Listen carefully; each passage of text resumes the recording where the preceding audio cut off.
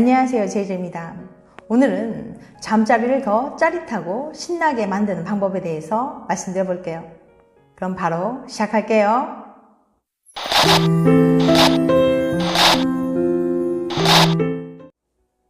이제 잠자리 할 때 음악을 틀어보세요. 혹시 노래를 틀어놓고 잠자리 해본 적 있으신가요? 어쩐지 그런 행동은 매일 이벤트를 하는 로맨틱한 사람들만 할 것 같은데요. 잘못 들었다가 신경이 쓰이지 않을까? 번거롭고 귀찮지 않을까? 혹은 식상할까? 이런 생각들이 들기도 하죠. 하지만 스포티파이와 디저라는 스트리밍 서비스가 고객들에게 조사를 한 결과 절반이 넘는 응답자가 막상 해보니까 그렇게 좋았다고 답했어요.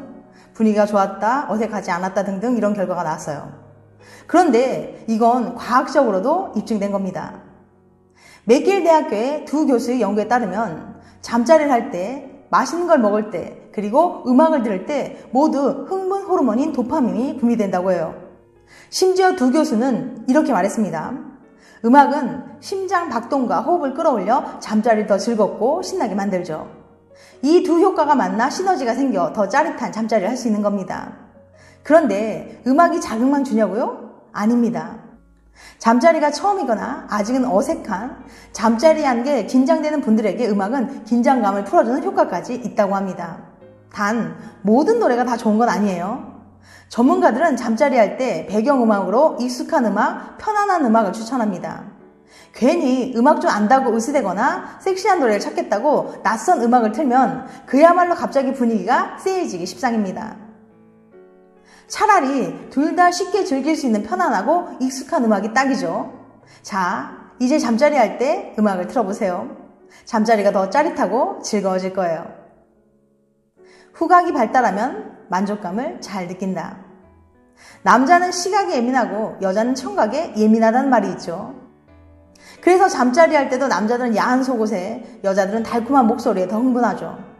그런데 드레스덴 기술대학 연구진에 따르면 짜릿한 잠자리를 하기 위해서는 시청각 못지않게 후각이 중요하다고 합니다. 70명의 남녀를 대상으로 진행한 연구 결과 후각이 뛰어난 사람일수록 잠자리 만족감을 더 잘 느끼는 것으로 나타났어요. 저는 이 연구 결과가 좀 씁쓸하네요. 사실 전 비염이 있거든요. 잠자리 하면 남자의 책임감이 높아진다. 수컷 포유류가 사정할 때는 몸에서 바소프레신이라는 호르몬이 분비된다고 해요. 이 호르몬은 배우자와 새끼 양육에 대한 수컷의 책임감을 자극한다고 하는데요. 실제로 쥐에 대해 바소프레신을 주입하면 다른 수컷으로부터 암컷과 새끼들을 더 잘 보호하는 것은 물론이고 엄마 들쥐가 아닌 다른 암컷들에게는 눈길조차 주지 않았어요. 반대로 이 호르몬의 분비를 억제하면 다른 암컷들과 교미도 하고 새끼도 내팽개쳐 버렸습니다. 집 밖으로 나돌아다닌 거죠. 이러한 현상은 비단 동물뿐만 아니라 인간에게도 똑같이 적용된다고 하니까 호르몬의 세계는 참 놀랍죠. 잠을 제대로 못 자면 잘 안 된다. 시카고 대학 연구에 따르면 남자는 잠이 일주일만 부족해도 남성 호르몬인 테스토스테론이 뚜렷하게 줄어든다고 합니다. 20대 중반의 건강한 남성들을 모아서 일주일 동안 하루 5시간만 재운 뒤 피를 뽑아서 호르몬 상태를 검사해 본 결과예요. 이 호르몬의 감소 효과가 어느 정도냐 하면 나이를 10년에서 15년 정도 더 먹은 정도와 같다고 합니다. 테스토스테론은 남자의 성욕을 높이고 에너지를 주며 더 진취적이고 활동적으로 만들어주는 호르몬이에요. 테스토스테론이 줄어들면 발기질이 떨어진답니다. 실제로 심한 수면 무호흡증이 있는 사람은 잠을 잘 못 자는 탓에 발기부전이 생길 수도 있다고 해요.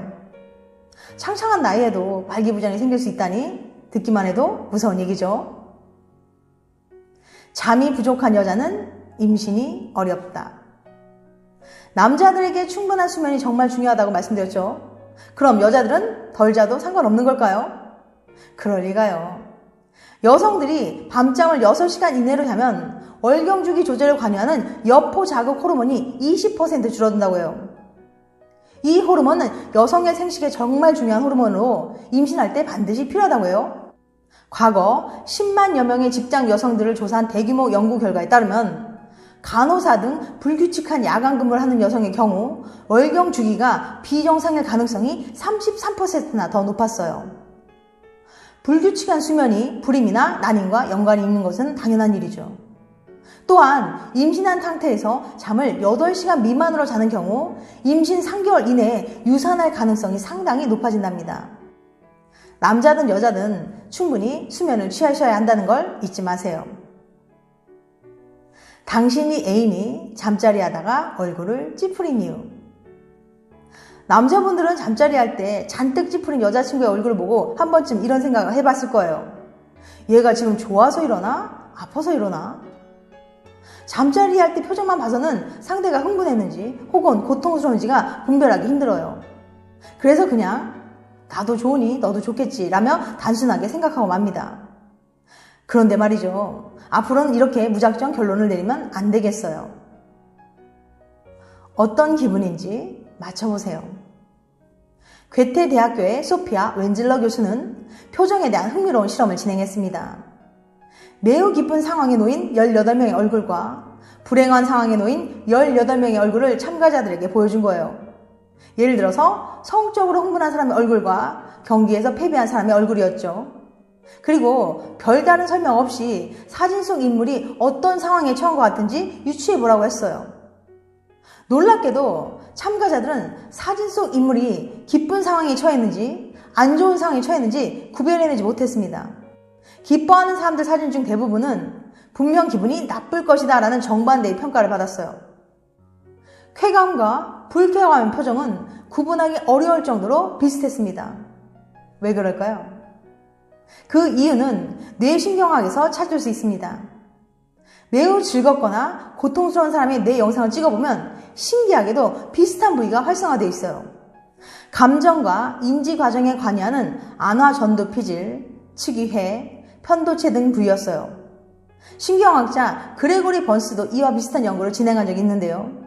그는 쾌락을 느끼게 하는 뇌 부위에 전기자극을 주다가 불과 1, 2mm 떨어진 곳에 자극을 주면 반대로 고통을 느끼게 된다는 사실을 밝혀냈어요. 그만큼 쾌락과 고통을 관장하는 뇌 부위가 굉장히 인접해 있다는 거죠. 한 가지 명심해야 할 점은 감정이 강렬할 때만 표정이 비슷해진다는 거예요. 일상적으로 행복한 표정은 고통스러운 표정과는 확연히 구별됩니다. 하지만 극적인 환희에 차이거나 예상치 못한 기쁨을 맛본 사람의 표정은 고통을 느끼는 경우와 비슷해지는 거예요. 직접 물어보세요. 아픈 표정과 환희에 찬 표정을 구별할 수 없다면 어떻게 상대방의 기분을 알 수 있을까요? 진부한 방법일지 몰라도 역시 커뮤니케이션이 답입니다. 잠자리 중 상대가 불편할까 걱정이 된다면 직접 물어보세요. 이 정도는 괜찮아? 안 아파? 처럼요. 본인이 직접 말하는 것도 좋겠죠? 이건 진짜 아파 라고요. 특히 잠자리 한 지 얼마 안 된 커플이라면 이런 대화를 자주 나눠보는 게 중요합니다. 서로 흥분했을 때 어떤 표정을 짓는지 정확히 알 수가 없으니까요. 오래 만난 커플도 방심하시면 안 됩니다. 이제껏 내가 착각한 건 아닐까 되돌아볼 필요도 있죠. 표정이 많은 것을 말해주지만 모든 것을 말해주진 않으니까요. 지금까지 잠자리를 더 짜릿하고 신나게 만드는 방법에 대해서 말씀드렸어요. 다음엔 더 재밌고 유익한 영상으로 찾아뵐게요. 끝까지 시청해주셔서 감사합니다. 다음에 또 봬요. 안녕.